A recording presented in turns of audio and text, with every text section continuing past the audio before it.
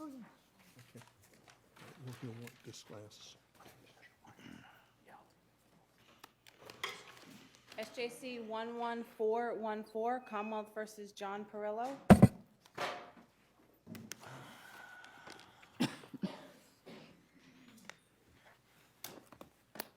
Thank you.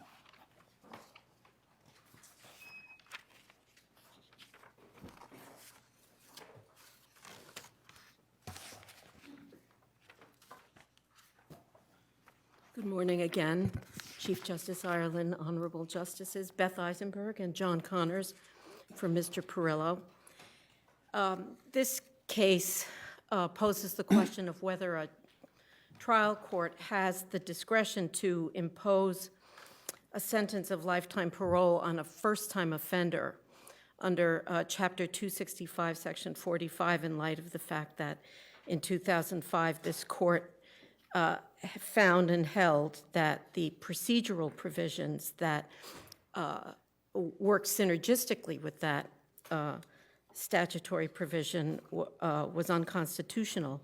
And I think it makes sense in this case to briefly review the sentences the defendant received in this case, because he's argued that any restructuring of the in his case would violate jeopardy principles, and I think that remains true even under the recent Cumming case that this court decided in, I think it was September, but in any event, after the parties had filed their briefs.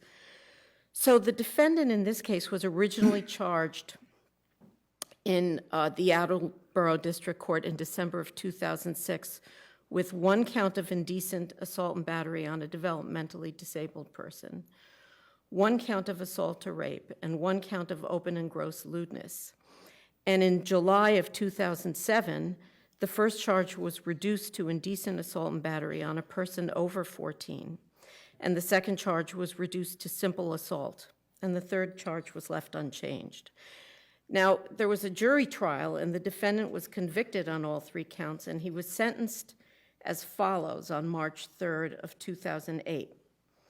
On count one, 2.5 years to the House of Correction with 33 days of credit. So by my math, that means the sentence was effective as of January 30th, 2008. On count two, 1 year to the House from and after count one. So if you aggregate the sentences under Henschel formula, at the very outside, I think the defendant would have finished these sentences on or about July 30th of 2011. And on the third count of open and gross lewdness, he was given 2 years to the House of Correction, suspended for 5 years. So he's still serving that? So he is still serving that sentence. And so in all, this is 8 years of sentencing out of the district court. Now, he was also sentenced to lifetime parole based on the recommendation of the probation service and not the prosecutor.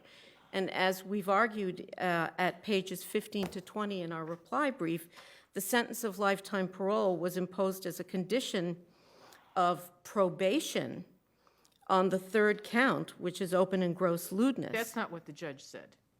That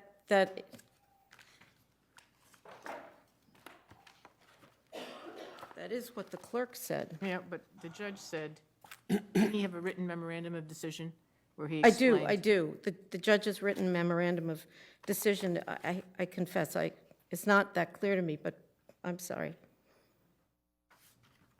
Oh, go ahead, I'm sorry. No, I'm just saying that it doesn't seem to me that the judge was saying what the clerk was saying. Well, right, I mean, this is after, this comes after the sentence by a long shot, June 17th, 2011.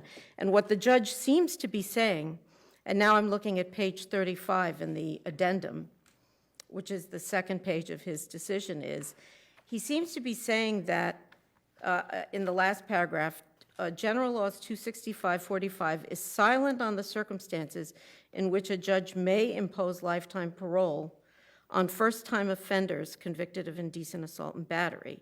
However, this court would submit that the defendant was originally charged initially with an offense that permitted the court to impose lifetime community parole. And I'm not really sure what that means. I think he's saying that when he was arraigned, originally, he was arraigned on indecent assault and battery on a developmentally disabled person. I thought he meant that the defendant had the judge had been told by probation or somebody that in '87, the defendant had a like offense, which was continued without a finding. And Well, the that's judge- right. That's right. He did, there was that discussion as well, but it's, I have to say, it is, to me, it is really, really murky. Well, The judge if also said that he imposed CPSL because of, quote, "the crimes for which the defendant is convicted, his criminal history, and his age." Right. Now, the crimes for which he was convicted, I think it's clear that he can't do that under Pagan. And if in fact this court agrees with me that he actually imposed it as a condition of probation on open and gross lewdness, he can't do that at all. The prosecutor didn't utter a word about lifetime parole, and in accordance... Could the prosecutor, no, it couldn't, because, well, in this circumstance where you had the quaff, right? There was an earlier criminal history with a quaff, yes. So could the prosecutor under 275-18 have asked for it? No. So I because- think because- not, because it because has the- to because be a the- conviction. Because it has to be conviction. Right. Okay. It has to And it wasn't alleged in the complaint. It was not. It And was, I thought I saw somewhere in the brief that the Commonwealth concedes yes, that, that's right. it could not have been imposed on the defendant on the basis of being a Category 3 offender, which is what that would have to be. Yes, you're right, Justice Link, that's right. It's on the first, it's in the opening of my reply brief that they concede that it couldn't have been for a secondary offense, and yet the judges, you are right, Justice Link, that the judge's memorandum of decision on the Rule 30 motion does seem to suggest that this was in his mind. There was a direct appeal claimed to the appeals court from the trial, and the convictions were affirmed in November of 2010, but lifetime parole was not addressed in that appeal. And then, as Justice Lenk pointed out, on July 17th, the judge issued this memorandum of decision. Now, our argument is really very straightforward. We say that for two reasons the sentence of lifetime parole is clearly illegal. And first, we say because under Pagan, the judge, once 275-18 is no longer available as a procedural mechanism, there is no basis left to impose the sentence pursuant to Pagan. And what we say is, that this sentence was imposed in 2008, and really, frankly, the district court judge should have known at this point that this kind of sentence was illegal and that he didn't have the authority to do what he did. There are many cases in which this court says, well, the judge's belief that lifetime parole could be imposed influenced his decision, and that should be taken into account as to the appropriate punishment when it goes back. But I think it was objectively unreasonable for him to believe he could do it, and I think it would be grossly unfair to have the defendant have to pay the price with his liberty in this situation. So this is really quite different from the Cumming case that the government has pointed to, because in Cumming, the sentence was imposed in 2002, and there's no reasonable jurist could be faulted for imposing lifetime parole under 265-45 and 275-18 in 2002, but by March 2008, the defendant ought to be entitled to the relief that he sought. The second point that I wanted to make was that the court, as I said earlier, it's clear from the, at least to me, from the transcript, that the sentence was imposed for the crime of open and gross lewdness. That might not have been what the judge thought he was doing, but that is what, in fact, the clerk intoned in open court, that he was being given lifetime parole as a condition of probation for that crime. Now, lifetime parole is a creature of statute, and so the question now is whether, notwithstanding all these misunderstandings and the unavailability of 275-18, whether the trial court had inherent power to impose lifetime parole, and we say that the answer is plainly no. And the reason that we say it's no is because that was not the legislature's design. And this court in 2003, in the Renderos case, fully rejected that contention that was also brought by the Commonwealth in that case, where the Commonwealth contended, and I'm reading from the case, that 265-45 could be, quote, read alone to authorize a judge to impose community parole supervision for life sua sponte, regardless of what additional procedural requirements are set forth in 275-18. At that time, 275-18 was still up and running. But this court held that the two statutes were enacted together and they were crafted together as a harmonious whole, and that the procedure that the legislature set out in 275-18 had to be had to be followed when the court imposed a sentence on a first offender under 265-45. Let's assume that the legislature then repealed Right. 275-18. So Right. what would be the effect of that? Different? If We've essentially said that's an unconstitutional Right. statute, is void. Right. What if the legislature had repealed, so it's not in effect. If the legislature repealed it, it wouldn't be in effect either. Well, I Then be think that would leave. 265 standing alone, would that be a standalone then? That's a good question. I didn't think of that. I mean, I think it would leave a lot of people sort of uncertain about whether or not something else was coming down the pike, or whether or not there. I think in the absence of anything affirmative from the legislature, the absence of guidance would create considerable problems, because you don't really know what each individual judge is going to rely on. I mean, now, after Williamson, had that been the case, it may be that a judge could point to Williamson and say, well, in the absence of anything else.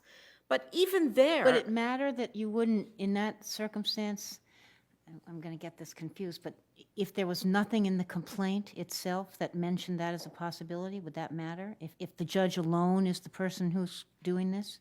I think that would matter hugely, because I think, as I said, this is a creature of statute. It only applies to the crimes that the legislature defines it as applying to, and it only applies to those crimes where the legislature has specifically defined condition precedents that have to be satisfied. Is that your question? Well, I guess I'm thinking about the need, it's the other part of Fagan, I think, not the first paragraph, I think. The need to put into the complaint. Right. So that's Right. really was related to the mandatory parts, I Right, think, of right. CPSL. But I'm just wondering whether the same would apply. Let's assume, Justice Cordy, you take that hypothetical and say it's correct, that if the first paragraph of 18 is gone, and so the only provision on the books is that the judge has discretion to put this type of sentence on, but it's a possibility related to this kind of offense, would there be an argument that you need to have that possibility in the complaint? Well, I think for a first offense, no. Okay. Because 275-18 only applied to the The fir- imposition of first offenses. The first paragraph. Yeah. So, you know, I think if the legislature had repealed independently the provision, it would raise some question about whether or not they still required a court to enter into the kind of procedural construct that they had originally required of the court. But that's not the case. And I think now, I mean, that isn't this case. And I think the answer now lies in one of two courses. And I think one course is the legislature has to repeal it and reenact something else, which it hasn't done, thank the Lord. Or, the Commonwealth can't seek lifetime parole for first-time offenders. And if it's fitting, the clerk, they can seek considerable probationary sentences. Just want to say, because I'm about to run out of time, that Mr. Parrillo has served the maximum sentence that can be served on the count of indecent assault and battery. And he's finished, and it's final and unchallenged with respect to the simple assault. So the only live count remaining is open and gross lewdness, and he's already done about 2 years of probation on that count, and if he were to violate probation, he would serve 2 years in confinement. And what we say is, on the facts of this case, there are no fair or reasonable bases to remand this case for resentencing. But if the judge was under the impression that he could impose CPSL, might he not, if part of his entire sentencing scheme may have been not to worry about doing rehabilitative conditions for the probation, the 5-year probationary period. Well, I think that's... And so if there is no CPSL, might it not be a useful thing for the judge to be able to look at this probationary conditions, not to extend the maximum period in any way? That seems reasonable. That seems reasonable. I just, I think that the problem would be in terms of changing the actual length of the sentence, because even if this was the judge's intent, I think this court should reasonable. Would a reasonable judge in 2008 be imposing lifetime parole on a first offender under 265-45? And I think the answer is no. If there are any other questions, and otherwise we rely on our brief. Thank you. Thank you.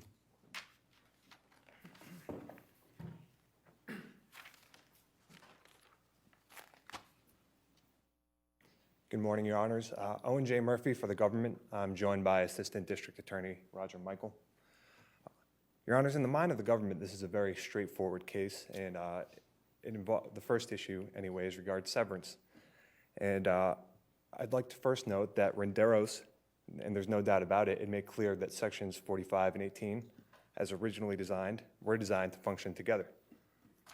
However, the Renderos court never addressed the issue of severance and never concluded that it was impossible to assign independent force to section 45 in the absence of section 18 because they were so entwined that the legislature could not have possibly intended to... Well, wouldn't you think on that, since the legislature hasn't repealed it or replaced it, isn't that some indication that they didn't mean them to be operating by itself?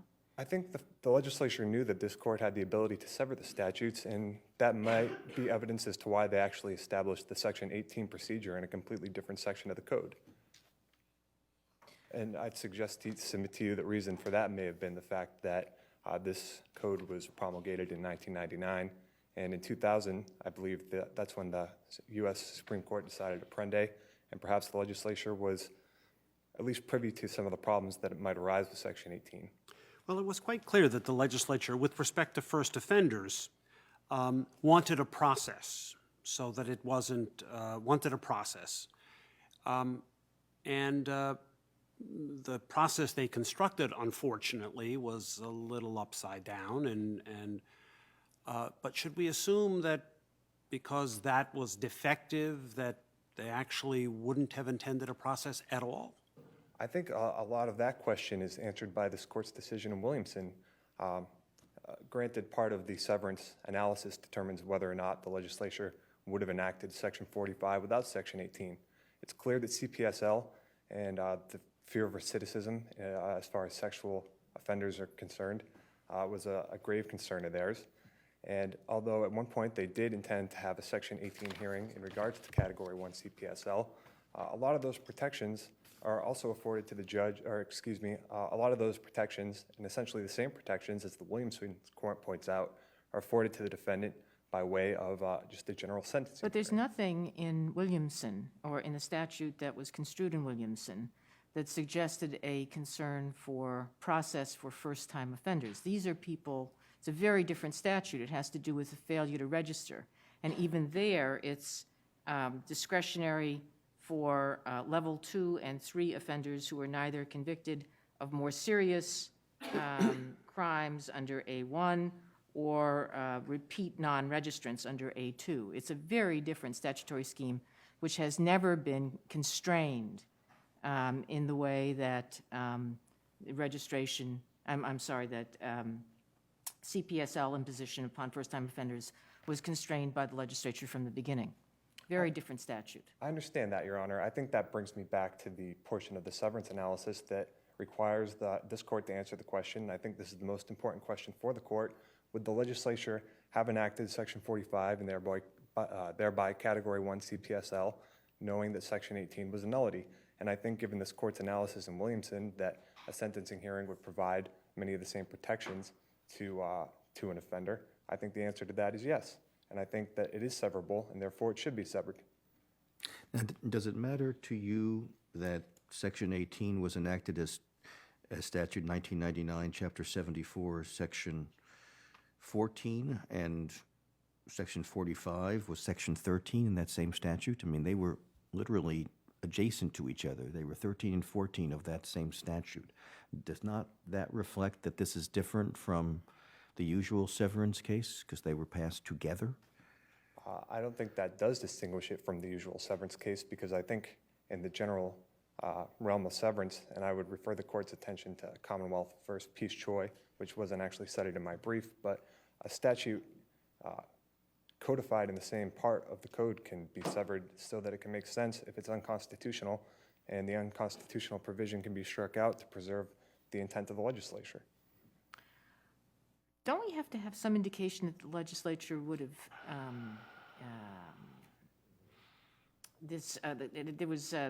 some constitutional part would have independent force that would justify an inference that the legislature would have passed it, one thing without the other?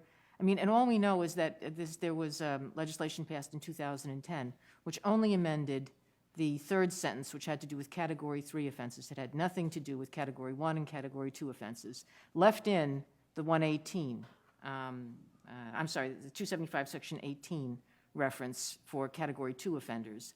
So if there's anything that might have independent force, maybe it's Category 3, which was never subjected to the hearing provisions to begin with. But I'm having trouble seeing how the legislature has indicated that it would be content to have the hearing provisions severed. I think insofar as the 2010 amendment's concerned, we have to view it through this court's jurisprudence about statutory interpretation. And I think it's important to know that that wasn't lost on the legislature. The fact, A, the legislature is presumably aware of this court's decision in Pagan when they passed the 2010 amendment to Section 45, and thereby, and also the fact that the court is aware of the fact that the legislature is aware of the fact that this court I can have one moment. It doesn't deem any part of the statute superfluous and gives meaning to all the different parts of the statute. And I think the court was aware of that when they amended the 2010 statute. And I think that thereby they were indicating, as far as it can be resolved from or inferred from looking at that amendment, that they agreed that Section 18, rewriting it, would result from the same problems as Apprendi and Blakely, as the court pointed out in Pagan. They'll reference it in the 2010 version. They still reference 275 Section 18. Correct. And I think that is largely due to the fact that they knew that Section 18 was dead letter, and they knew that this court could sever it out. And I would suggest further that... Why wouldn't they repeal it? I don't think that they needed to repeal it. I mean... I think that goes beyond the issue of Category 1, 2, and whether that's severable, which I believe that it is. Again, the reference is as regards Category 2.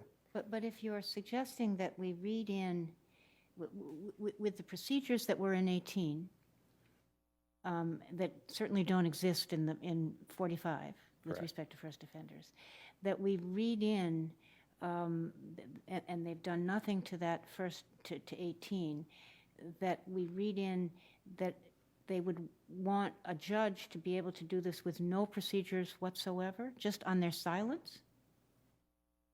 If I understand your question, Your Honor. It's not I very don't- clear. I will agree with you. But I think it's there's, easy. I think there's several indications that CPSL was very important to the legislatures. The first fact is it was enacted as part of an emergency statute that they declared we had to get this on the books right now. The discussion in Renderos makes abundantly clear the fact that it was a grave concern, and the risk of recidivism with these class of offenders greatly affected the public and was a great harm to the public, the risk of this public.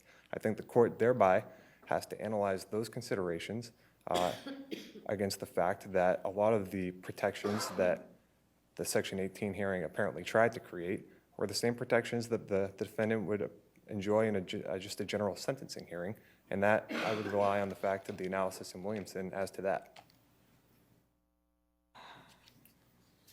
If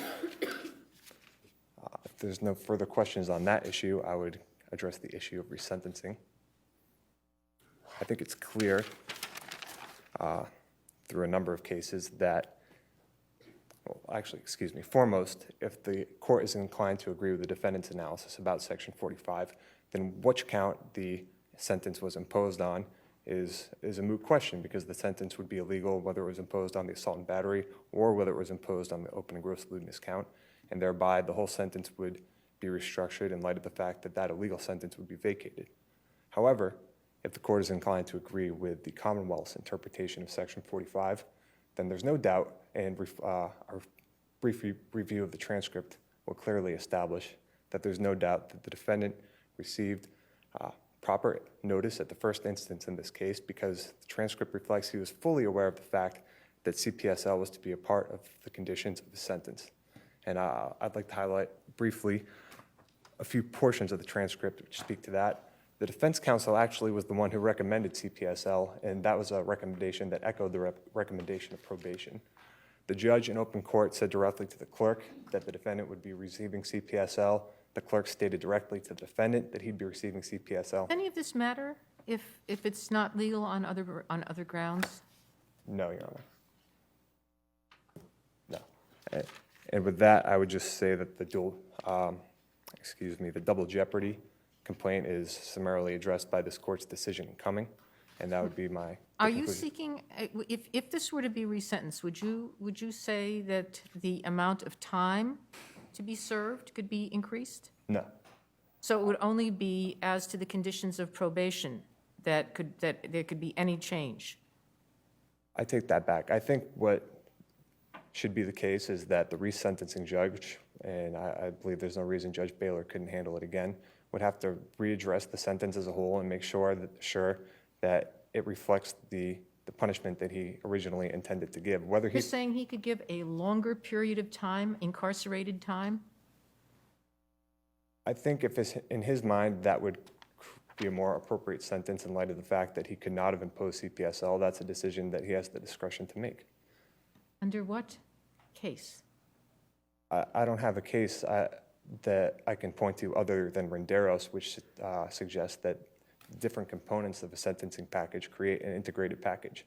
And if the judge's mind sentencing the defendant to a period of incarcerated time a bit longer than he had originally been sentenced, in the light of the fact that he'd be removing the CPSL condition, would reflect an appropriate integrated package, then I think he has the autonomy to do that, if it's reasonable, which I think it might be. Are there any further questions that I can answer?